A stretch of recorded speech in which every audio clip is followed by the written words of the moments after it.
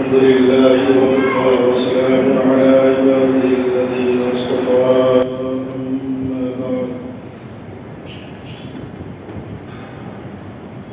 فأعوذ بالله من الشيطان الرجيم بسم الله الرحمن الرحيم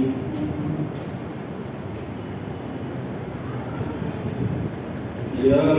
أيها الذين آمنوا إن جاءكم فاسق بنبأ فتبينوا أن تصيبوا قوما بجهالة فتصبحوا على ما فعلتم نادمين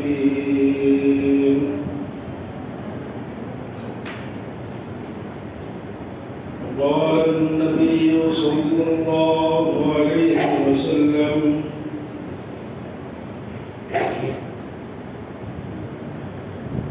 كفى بالمرء كذبا أن يحدث بكل ما سمع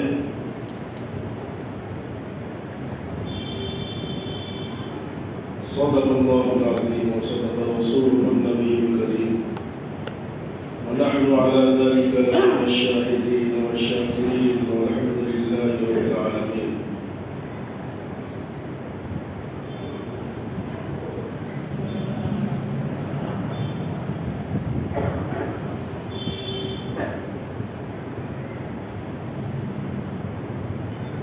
قابل احترام بزرگوں دوستوں عزیز ساتھیوں،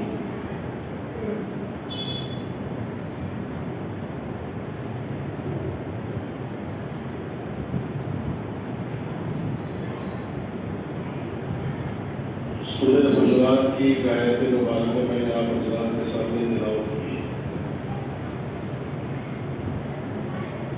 یہ سورہ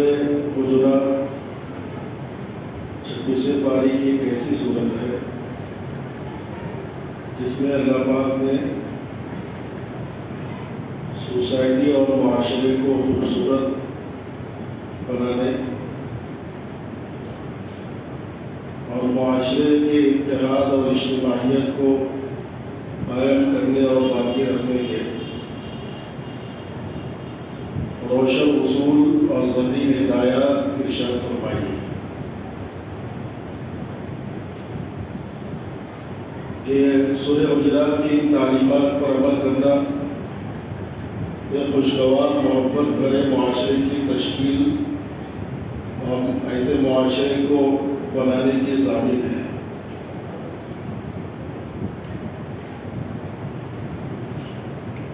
تقریباً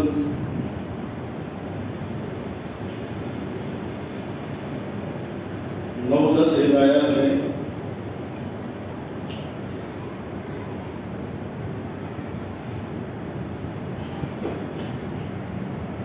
اللہ پاک نے ایمان والے مردوں اور عورتوں کو مخاطب کر کے فرمایا ہے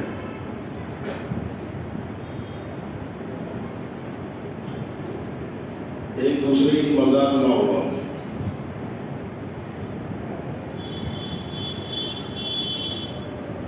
ایک دوسرے کو تانا مت دو،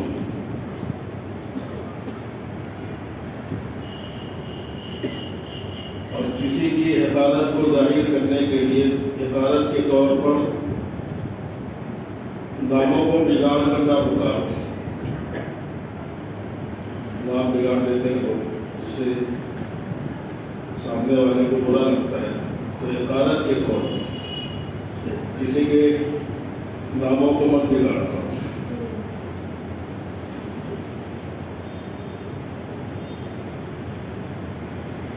بدگمانی سے اپنے آپ کو بچاؤ، کیونکہ کچھ بدگمانیاں جائز ہیں، کچھ گمان جائز ہے، کچھ گمان مستحب ہے، کچھ گمان واجب ہے، کچھ گمان حرام ہے. تو اگر تم حرام گمان کر لو گے تو یہ گناہ بن جائے گا. آگے فرمایا ہے ان بعض الظن اسم، ہر قسم کا گمان گناہ نہیں ہوتا ہے. کچھ گمان ایسے ہوتے ہیں جو गुनहगार बना देते हैं।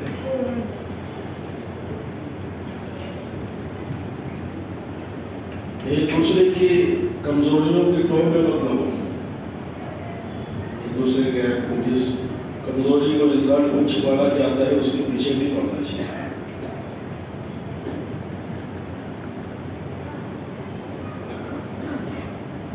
और फिर आखिरी चीज जो आदमी इन सब के नतीजे में वजूद में आती है वो बड़ी भयानक बीमारी है जिसको ग़ीबत कहते हैं।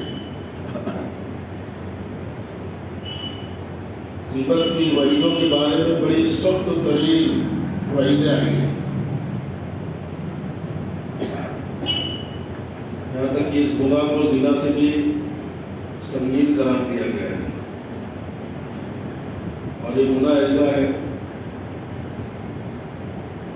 कि अल्लाह से माफ़ी मांगने से भी माफ़ नहीं होता है। इंसान कुफ्रिया शिरकिया कामों में अगर कोई इत्तेफाक मुलविस हो जाए तो अल्लाह से माफ़ी मांगने से माफ़ हो जाता है, तजदीद ईमान कर ले। लेकिन ये जो आखिरी का गुनाह है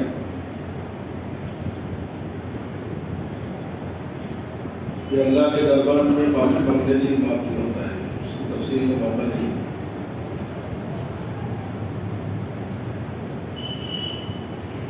अब फिर एक हिदायत ये है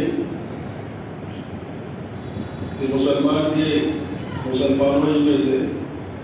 दो जमातें बाहम पर सरे पैकार हो जाए, झगड़ा करने लगे, तो ये कि इज्तिमाई और जमाती ताकीद है, जमाती हिदायत है कि सब मिलकर उनके झगड़ों को ख़त्म करो, सुलह सफाई करवा।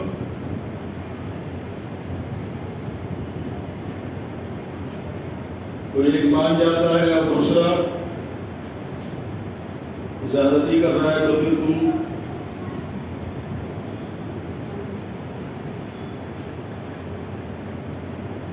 जिसके खिलाफ ज़्यादती हो रही है उसका साथ दो, उसका सपोर्ट करो, खामोश बैठने की भी इजाज़त नहीं है। दो फरीक लड़ रहे हैं, समझाओ, खत्म करो। अगर एक फरीक खामोश हो जाता है आपके समझाने पर, लेकिन दूसरा फरीक फिर भी आगे बढ़ता है और वो जालिम है, तो अब तुमको इसकी तरफ से खड़े होना चाहिए जो आपके कहने पर, आपकी सुलह सफाई करने पर बैक फुट पे आने के लिए तैयार हो गया है।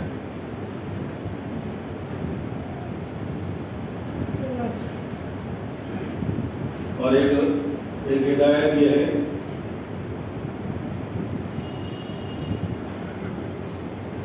कि किसी के भी बारे में कोई खबर आए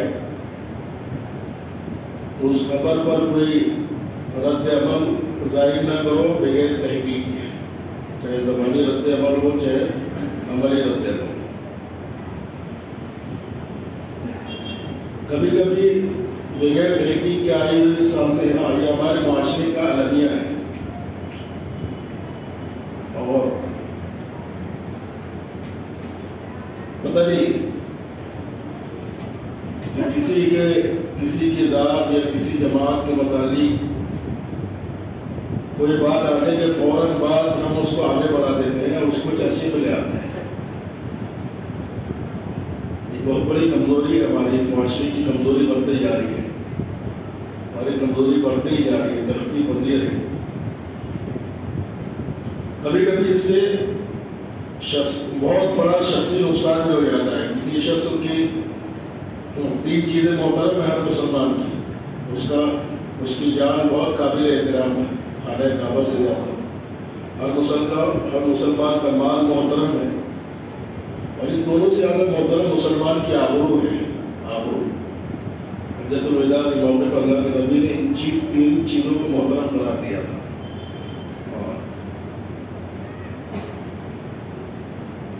लोग किसी की माली हक तलफी को तो बुरा समझते हैं, है किसी हद तक शूर बाकी कि किसी का माल लिया तो नहीं उसको देना चाहिए, किसी को तकलीफ पहुंचाया तो उससे माफ़ी मांगना चाहिए। इस हद तक तो अल्हम्दुलिल्लाह कौम में शऊर है। लेकिन अगर किसी की आबरू रेजी को हम जो है गुनाह समझते हैं, जबकि ये दोनों से ज़्यादा खतरनाक है। किसी की आबरू में जो हक तलफी होती है, یہ جان مال کی حق تلفی سے زیادہ خطرناک ہے۔ تو کبھی کبھی بغیر تحقیق کے کسی کے متعلق کوئی بات آنے پر اگر ہم قدم اٹھا دیتے ہیں، اس کو آگے بڑھا دیتے ہیں، اس کو چرچے میں لے آتے ہیں یا کوئی عملی اقدام کر لیتے ہیں، تو کسی شخص کا یا تو جان کا یا مال کا یا اس کی آبرو کا بہت بڑا نقصان ہو جاتا ہے۔ کبھی یہ نقصان شخصی ہوتا ہے، پرسنل، ایک آدمی کا، ویکتیگت جس کو بولتے ہیں، یہ نقصان ہوتا ہے، اور کبھی جماعتی اور اجتماعی نقصان ہوتا ہے۔ بڑی ضروری تعلیم ہے یہ۔ یہاں معاشرے کے اندر بہت ساری برائیاں ہیں، وہاں ایک برائی یہ بھی بڑھتی جا رہی ہے۔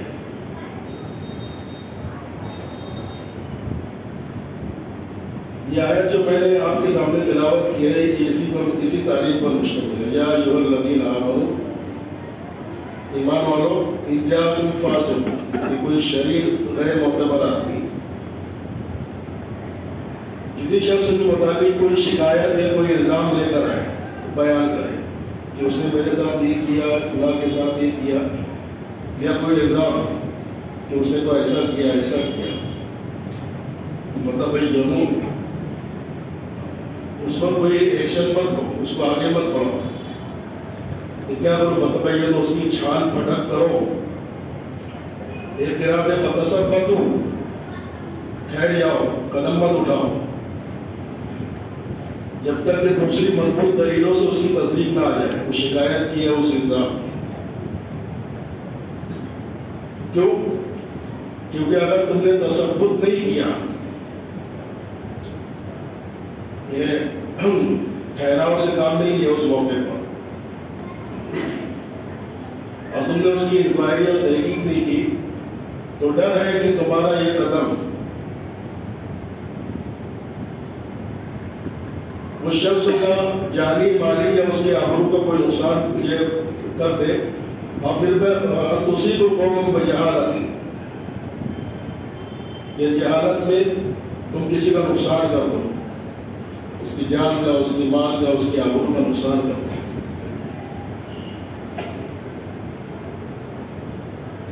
اس موقع سے بات ثابت ہوئی کہ بغیر تحقیق کے کسی بھی قدم پر، یعنی کسی بھی خبر، شکایت یا الزام پر آگے کا قدم اٹھا دینا، اس کو آگے بڑھا دینا،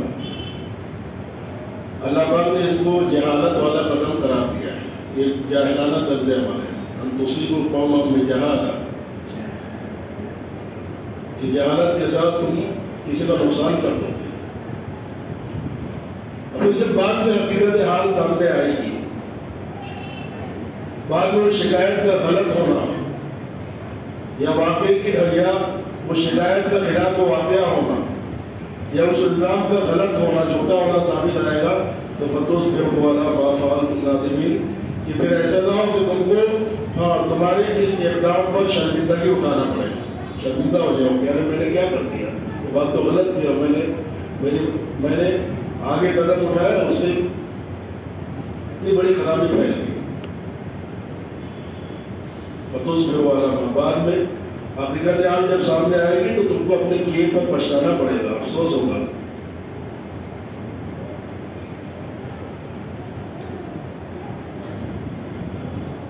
یہ آیت اس موقع پر اتری ہے، اللہ کے نبی علیہ السلام نے ایک مرتبہ بنو مستلق ایک قبیلہ ہے جو مسلمان ہو چکا تھا، انہوں نے زکوٰۃ وغیرہ دینے کا وعدہ کر لیا تھا کہ پابندی زکوٰۃ دیں، اور اپنے ایمان اور اسلام میں مخلص تھا، اللہ کے نبی صلی اللہ علیہ وسلم کی سسرال تھی یہ قبیلہ، اس قبیلے کا سردار اللہ کے نبی علیہ السلام کے سسر تھے، مخلص مسلمان تھے۔ اللہ کے نبی نے ایک شخص کو بھیجا اسے زکوٰۃ وصول کرنے کے لیے،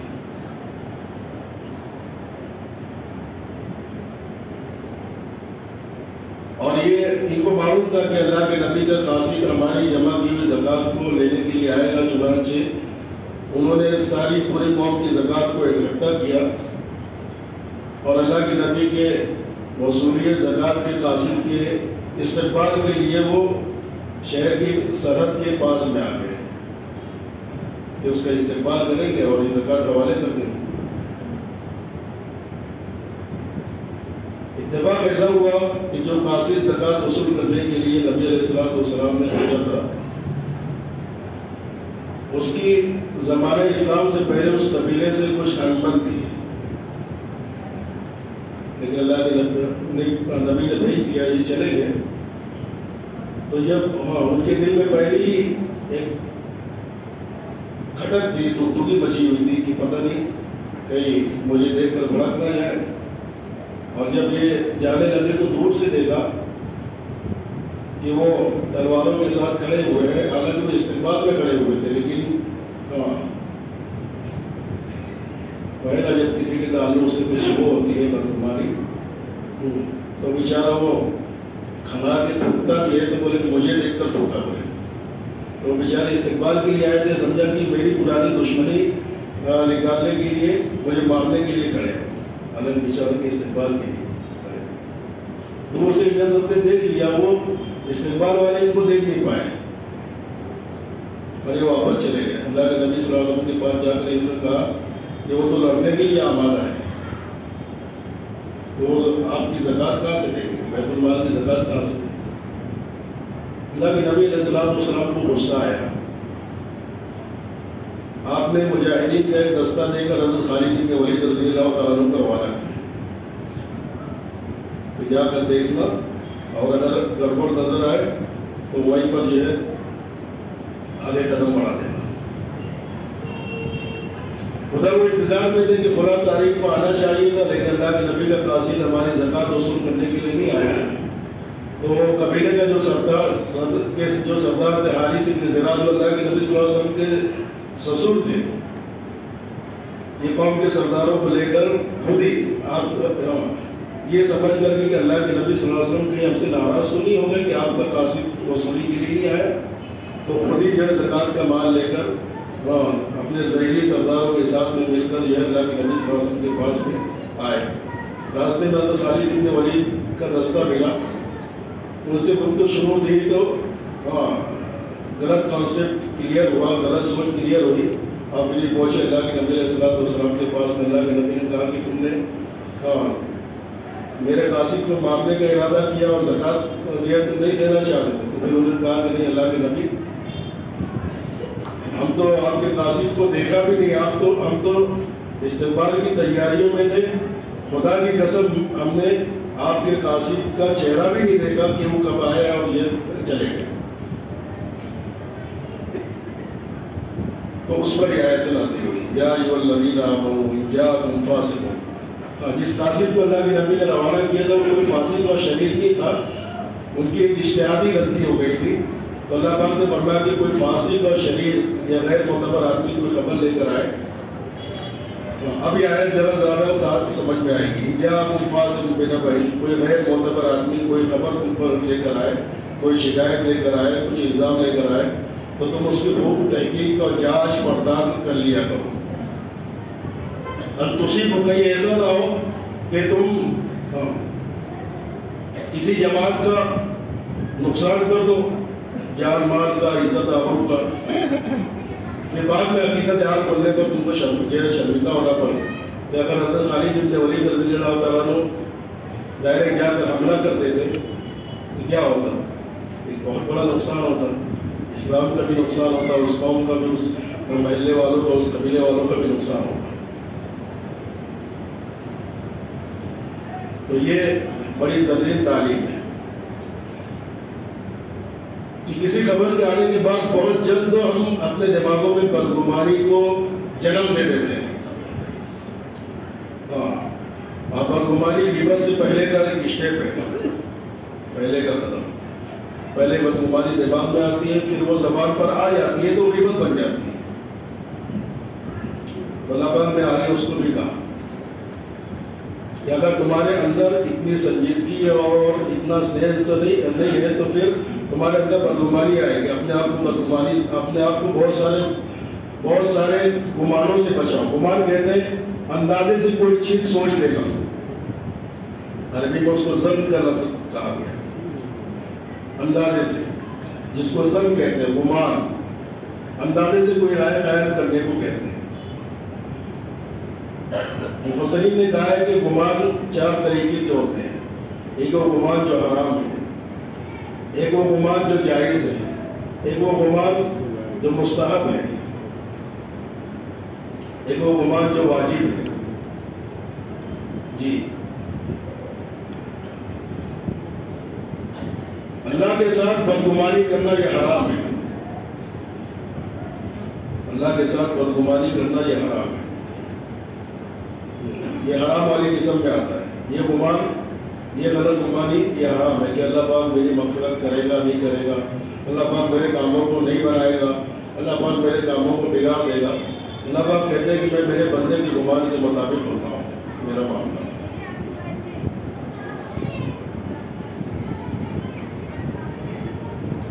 تو یہ اللہ کے ساتھ گمان، غلط گمان باندھنا،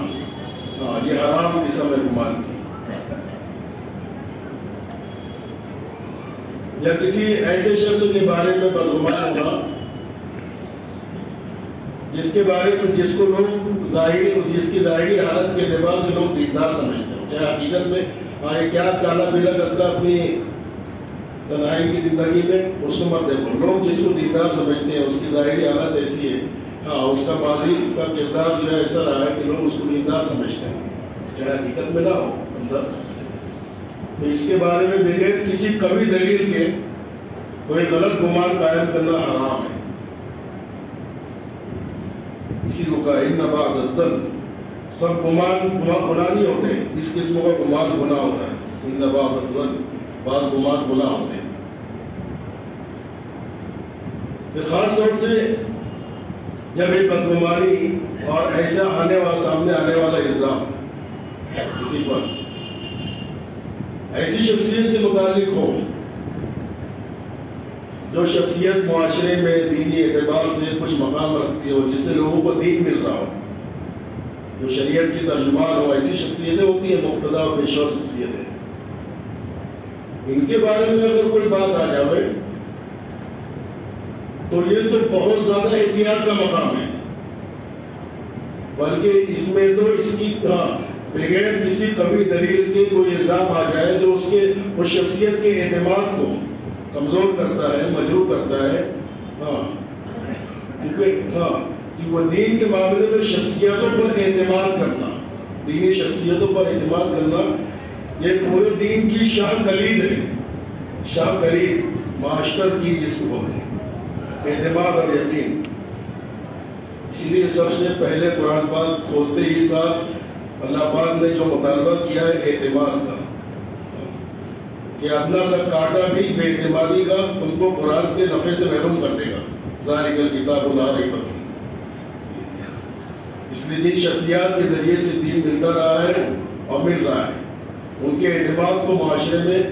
برقرار رکھنا بہت ضروری ہے، ورنہ دین غیر معتمد ہو جائے گا جو دین تم کو ان سے مل رہا ہے۔ اس لیے کہ ہم نے قرآن اور حدیث سے براہ راست دین کو سمجھنے کی صلاحیت نہیں ہے۔ دین وہی ہے جو اللہ کے نبی علیہ السلام نے 23 سالوں کے اندر قرآن پاک کے ذریعے سے پیش کیا، اور علماء جس کو بتاتے ہیں یہ غیر ضروری ہے۔ دین صرف قرآن اور حدیث میں جو بات ہے وہ جو ہے اس کو ماننے کا نام، اس کو دین ماننا نہیں، بلکہ قرآن اور حدیث میں جو ہے اور علماء قرآن حدیث سے سمجھ کر جو ہم کو بتاتے ہیں وہ دین ہے۔ یہ بہت بڑا فتنہ ہے یہ بھی، کہ ہم صحابہ کی زندگیوں سے ڈائریکٹ دین سمجھیں گے، قرآن حدیث سے ڈائریکٹ دین سمجھیں گے، بہت بڑا فتنہ ہے۔ اس لیے شخصیات کا اعتماد برقرار رکھنا یہ پورے معاشرے کی ذمہ داری ہے۔ عائشہ رضی اللہ تعالیٰ عنہ پر غزوہ بنو مصطلق سے واپسی پر، اسی غزوے سے جو میں نے بتایا جس کا تذکرہ،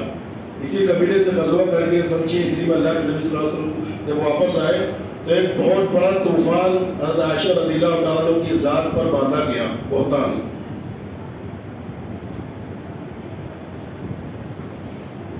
حالانکہ اللہ کی حضرت عائشہ رضی اللہ تعالیٰ عنہ وہ شخصیت ہے، جب حضرت مولانا ابراہیم صاحب کو میں نے 2 مرتبہ دیکھا، حضرت عائشہ رضی اللہ تعالیٰ عنہ کا نام لیتے وہ حضرت مولانا ابراہیم صاحب کو گریہ طاری ہو جاتا ہے کہ ان کے عمر پر بہت احسانات ہیں، ان سے ہم کو بہت بڑا دین کا حصہ ملا ہے۔ 2 مرتبہ حضرت کو دیکھا کہ گودرا میں بھی، اس سے پہلے نیرول میں بھی۔ جو روایتیں جو انہوں نے بیان کی ہیں تو حضرت جو ہے حضرت ماں عائشہ کے نام سے یہ آپ پر گریہ تاری ہوا، ایسی شخصیت آپ سے، ہاں گویا کہ آدھا دین ملا ہے، عورتوں کا بھی دین بہت سارا آپ سے ملا ہے اور مردوں کا دین بھی حضرت عائشہ سے ملا ہے۔ جب ان کے اوپر تہمت لگی ہے، منافقین نے ایک طبقے نے تہمت لگایا ہے، تو اس موقع پر جو ہاں مدینہ کے لوگ 3 حصوں میں تقسیم ہو گئے۔ ایک تہمت لگانے والا، ان کا جرم تو بہت بڑا تھا، بہت آگے کے مجرم تھے۔ دوسرا وہ جو اس تہمت سے متاثر جو خاندان تھا، اللہ کے نبی علیہ السلام کا، حضرت ابوبکر رضی اللہ تعالیٰ عنہ کا خاندان، ظاہر بات ہے کہ اپنی صفائی میں کچھ بول نہیں سکتے تھے، ان کا پہلو کمزور تھا، تو یہ ایک الزام لگانے والا اور ایک جو متاثرہ خاندان، اور ہاں جس پر الزام لگایا اس کے متعلق ہی جیسا اللہ کے نبی، آپ کا گھرانہ اور حضرت عائشہ کے باپ کا گھرانہ، حضرت ابوبکر صدیق کا، یہ بھی بیچارے کچھ بول نہیں سکتے تھے، خاموش۔ اور تیسرے وہ مخلص مسلمان تھے، سچے پکے مسلمان،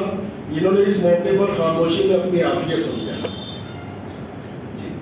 ہمارے سامنے یہ باتیں آتی ہیں نا کسی کے بارے میں، فلاں صاحب، کسی معتبر شخصیت کے بارے میں، کسی مقتدی اور پیشوا کے بارے میں، ہم لوگ نہیں بھائی میں کچھ نہیں بولتا، تو خاموش بیٹھ۔ جب آپ کے سامنے اس کا ماضی میں کوئی کردار اطمینان بخش رہا ہو، ظاہری حالت اس کی ٹھیک ہے، تو پھر آپ کا اس موقع پر خاموشی، آپ کی ذمہ داری خاموشی اختیار کرنا نہیں ہے، بلکہ آپ کی ذمہ داری اس موقع پر جم کے اس کی تردید کرنا ہے اور سامنے والے کی زبان کو روکنا ہے کہ نہیں آپ غلط بول رہے ہو، آپ کے پاس کوئی مضبوط دلیل نہیں ہے، آپ خاموش بیٹھو۔ جو لوگ اس کی تصدیق کر رہے ہیں وہ تو اس کے ساتھ سے شریک ہے، لیکن جو کان پکڑ کے کچھ نہیں بولتے نا، نہیں بھائی ہم لوگ کچھ نہیں بولتے اس معاملے میں، بڑی شخصیت ہے، کچھ نہیں بولتے، آپ نہیں بول رہے، لیکن جو بول رہے ہیں ان کی زبانیں خاموش کرنا بھی تمہاری ذمہ داری ہے، تمہارا اس موقع پر خاموش رہنا یہ تمہاری مجرمانہ خاموشی ہے۔ تو تیسرا طبقہ ہوا تھا مسلمانوں کا، جس پر اللہ پاک نے سورہ نور کے دوسرے رکوع کے اندر اللہ پاک نے ان کو لتان لگائی، تم خاموش بیٹھ کے اپنے آپ کو بہت 30 بار کا سمجھ رہے ہو، تمہارا تو ایک کام تھا کہ جب اس پاکیزہ شخصیت کے بارے میں یہ الزام سنا تھا، لولا اذ سمعتموہ قلتم ما یکون لنا ان نتکلم بہذا، اسی تیسرے طبقے کے بارے میں جو گمان تو اچھا رکھتے تھے ماں عائشہ کے بارے میں، لیکن انہوں نے اس الزام کو سن کر اس کی تردید نہیں کی اور لوگوں کی زبانوں کو اس سے روکا نہیں، خاموش نہیں کیا، تو ان کے بارے میں اللہ پاک نے کہا کہ تم نے ایسا کیوں نہیں کیا کہ جب تمہارے کانوں پر بات آئی، ایک خیانت کی، ایک الزام کی اس شخصیت کے بارے میں، تو تم کو تو کہنا تھا کہ ارے خاموش ہو، ہمیں یہ ذہن نہیں دیتا کہ ایسی شخصیت کے بارے میں ہم ایسی بات زبان پر رہے ہیں، سبحان اللہ یہ تو بہت بڑا الزام، بہت بڑا بہتان ہے، تم کو یہ کہنا چاہیے تھا۔ یہ الفاظ بڑے خوبصورت پیرائے میں، بڑے واضح پیرائے میں اللہ پاک نے تعلیم دی کہ کسی معتبر شخصیت جو دینی اعتبار سے جن کا کوئی فیض پہنچ رہا ہو، اس کے بارے میں کوئی بات ہے تو تم کو یہ کہنا چاہیے، جیسی کان میں پڑے اور کوئی مضبوط دلیل نہیں ہے تو کہنا چاہیے ما یکون لنا ان نتکلم بہذا، ہم کو یہ بات ذہن نہیں دیتی کہ ہم ایسی بات زبان پہ لائیں، سبحان اللہ یہ تو بہت بڑا بہتان ہے، تم نے ایسا نہیں کہا، تو تمہاری خاموشی یہ ہے، یہ قابل گرفت ہے، یہ وہ تو بڑے مجرم ہیں جو بات پھیلا رہے ہیں، وہ تو ان کا جرم تو بہت آگے کا ہے، جو ان کی تصدیق کر رہے ہیں، ان کی ہاں میں ہاں ملا رہے ہیں، ان کا جرم تو بہت آگے کا ہے، لیکن تمہاری خاموشی میں تمہارا ایک جرم ہے، یہی ظلم اللہ وان تعودوا لمثلہ ابدا، اللہ پاک تم کو نصیحت کرتا ہے کہ آئندہ کوئی ایسی بات پیش آئے تو ایسا طرز عمل اختیار کرنے سے بچے رہنا، یہی ظلم اللہ وان تعودوا لمثلہ ابدا ان کنتم مؤمنین، اگر تمہارے دلوں میں تھوڑا بھی ایمان ہے تو تم آئندہ ایسا نہیں کرو۔ دوستو یہ اصول ہے اور یہ ہدایت ہے جو معاشرے کو پاکیزہ بناتی ہے، انسان کی چھوٹا ہونے کے لیے کافی ہے کہ وہ سنے اور بغیر دلیل اور بغیر ثبوت کے اس کو آگے بڑھا دے، ہاں اگرچہ حقیقت میں جھوٹا نہیں ہے، لیکن یہ بات بغیر تحقیق کے بات کو آگے بڑھانا انسان کے جھوٹا بننے کے لیے کافی ہے۔ اللہ پاک ان قرآنی تعلیمات پر اور ہدایت پر عمل کرنے کی توفیق عطا فرمائے، اور جن شخصیات سے امت کو دین مل رہا ہے ان کے بارے میں بدگمانی پیدا ہونے سے اور ان کے اعتماد کو مجروح ہونے سے اور اس کا ہم کو سبب بننے سے حفاظت فرمائے، کیونکہ یہ مسئلہ اس کا ذاتی نہیں رہتا، اس شخصیت کا ذاتی مسئلہ نہیں ہوتا ہے، بلکہ یہ دین کا ایک اجتماعی نقصان ہوتا ہے کہ اس کا جو اعتماد امت میں ہے اور امت اس اعتماد کے نتیجے میں اس سے دین کو لے رہی ہے، اس سے شریعت کی رہبری حاصل کر رہی ہے، وہ اعتماد جو مجروح ہو رہا ہے تو وہ یہ نقصان صرف اس کا ذاتی نہیں ہے بلکہ یہ دین اسلام کا ایک بڑا نقصان ہے۔ اور اس وقت میں باطل طاقتیں دینی رہنماؤں کے تعلق سے سارے بدگمانی پیدا کرنے والے اور ان کے اعتماد کو ختم کرنے والے قدم اٹھا رہی ہیں۔ کہیں ایسا نہ ہو کہ ہم بھی نادانستہ طور پہ ہم بھی جو ہے اسی طریقے کار کا اور اسی طرز عمل کا شکار ہو جائے۔ اللہ پاک ہم کو صحیح سمجھدار فرمائے۔ وآخر دعوانا الحمدللہ۔